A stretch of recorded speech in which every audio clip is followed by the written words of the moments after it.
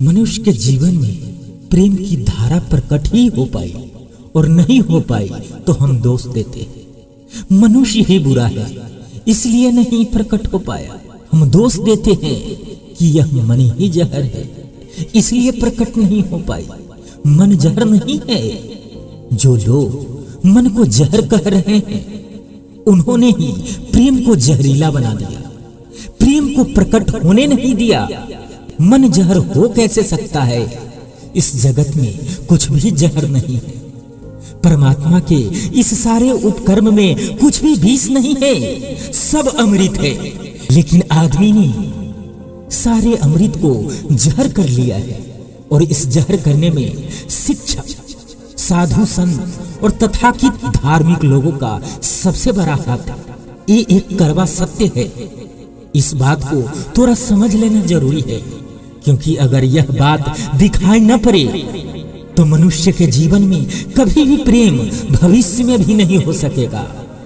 क्योंकि जिन कारणों से प्रेम नहीं पैदा हो सका है उन्हीं कारणों को हम प्रेम प्रकट करने के आधार की ओर कारण बना रहे हैं। हालतें ऐसी हैं कि गलत सिद्धांतों को 1000 वर्षों तक दोहराया जाए तो फिर यह भूल ही जाते हैं कि सिद्धांत गलत है और दिखाई पड़ने लगता है कि आदमी गलत है। वह उन सिद्धांत को पूरा नहीं कर पा रहा। मैंने सुना है एक सम्राट के महल के नीचे से एक पंखा बेचने वाला गुजर रहा था और जोर जोर से चिल्ला रहा था और कह रहा था कि मैंने ऐसा अद्भुत और अनूठा पंखा तैयार किया है, आज तक ऐसा पंखा नहीं बन पाया है।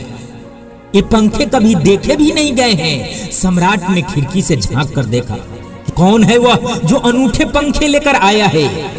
सम्राट के पास सब तरह के पंखे थे, दुनिया के कोने कोने से जो मिल सकते थे। और नीचे देखा, गलियारे में खड़ा हुआ एक आदमी साधारण 2-2 पैसे की पंखे होंगे और चिल्ला रहा है कि मैंने अनूठे पंखे बनाए हैं। इस पर राजा का जिज्ञासा जाग उठा। उस आदमी के ऊपर बुलाया और पूछा गया, इन पंखे में ऐसे क्या खूबी है, दाम क्या है?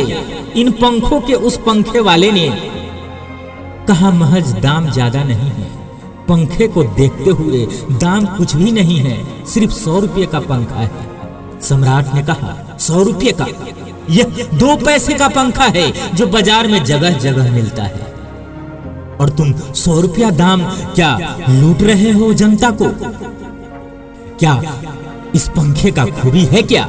उस आदमी ने कहा, यह पंखा 100 वर्ष चलता है, 100 वर्षों के लिए गारंटी है, 100 वर्षों से कम में खराब नहीं होता है। सम्राट ने कहा, इसको देखकर तो ऐसा नहीं लगता कि सप्ताह भर भी चल पाएगा। ऐसा लगता है कि सप्ताह भर अगर चल जाए तो भी बहुत बड़ी बात है, यह सप्ताह भर भी मुश्किल से चलेगा। धोखा देने की कोशिश कर रहे हो, सरासर बेईमानी है, और वो भी सम्राट के सामने। उस आदमी ने कहा, आप मुझे भली भांति जानते हैं, इस गलियारे में रोज पंखा बेचता हूँ, 100 रुपये दाम है इसके, और 100 वर्ष न चले तो जिम्मेदार मैं हूँ, रोज तो नीचे मौजूद होता हूँ। फिर आप सम्राट है, आपको धोखा देकर जाऊंगा कहाँ? वह पंखा खरीद लिया गया। सम्राट को विश्वास तो न था, लेकिन आश्चर्य भी था कि यह आदमी सरासर झूठ बोल रहा है। किस बल पर बोल रहा है? पंखा 100 रुपये में खरीद लिया गया और उससे कहा गया कि 7वें दिन तुम उपस्थित हो जाना। 2-4 दिन में पंखे की डंडी बाहर निकल गई, 7वें दिन तो वह बिल्कुल मुर्दा हो गया। लेकिन सम्राट ने सोचा शायद पंखे वाला आएगा नहीं, लेकिन ठीक 7वें दिन वह पंखे वाला हाजिर हो गया और उसने कहा, कहो महाराज। उन्होंने कहा, कहना नहीं है, यह पंखा पड़ा हुआ है, टूटा हुआ है, यह 7 दिन में ही गति को हो गई। तुम कहते थे 100 साल चलेगा, पागल हो या धोखेबाज हो, क्या हो तुम? उस आदमी ने कहा, मालूम होता है आपको पंखा चलाना नहीं आता, पंखा तो 100 साल चलता ही, पंखा तो गारंटी है, आप पंखा झेलते कैसे थे?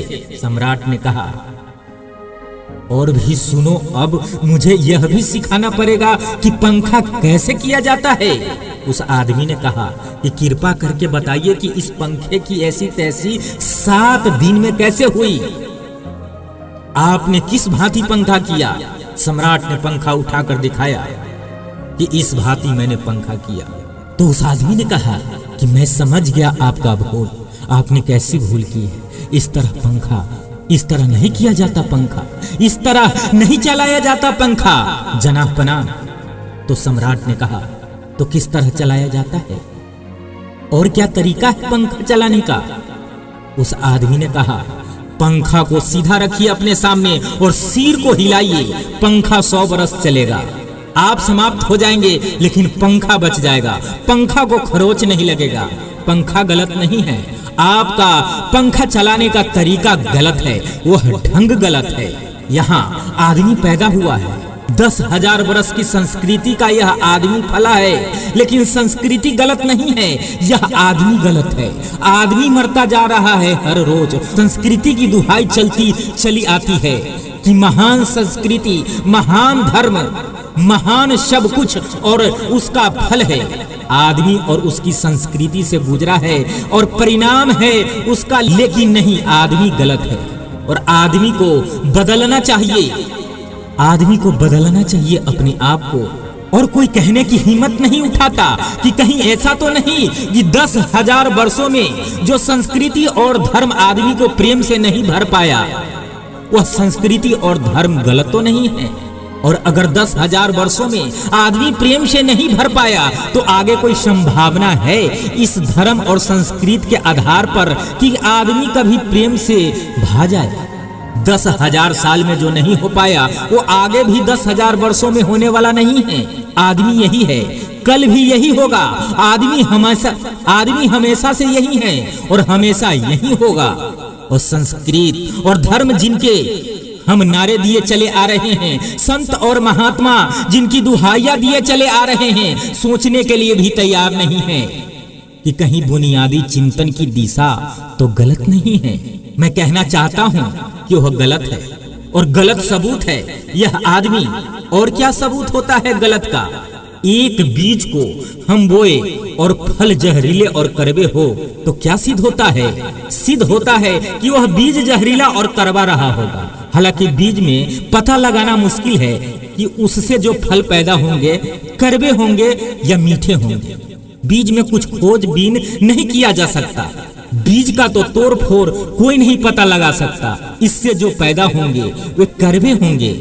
बीज को बो दो, 100 वर्ष लग जाएंगे, वृक्ष होगा, बड़ा होगा, आकाश में फैलेगा, तब फल आएगा और तब पता चलेगा कि वे कड़वे हैं। 10,000 वर्ष में संस्कृति और धर्म के जो बीज बोए गए हैं वह आदमी उसका फल और कड़वा घृणा से भरा हुआ है। लेकिन उसकी दुहाई दिए चले जाते हैं हम और सोचते हैं उसमें प्रेम हो जाएगा। मैं आपसे कहना चाहता हूं उससे प्रेम नहीं हो सकता, क्योंकि प्रेम के पैदा होने की बुनियादी संभावना है धर्मों ने उनकी हत्या कर दी है और उसमें जहर घोल दिया है। आज के लिए इतना ही। इसी प्रकार के वीडियो देखने के लिए हमारे चैनल को सब्सक्राइब और शेयर जरूर करें।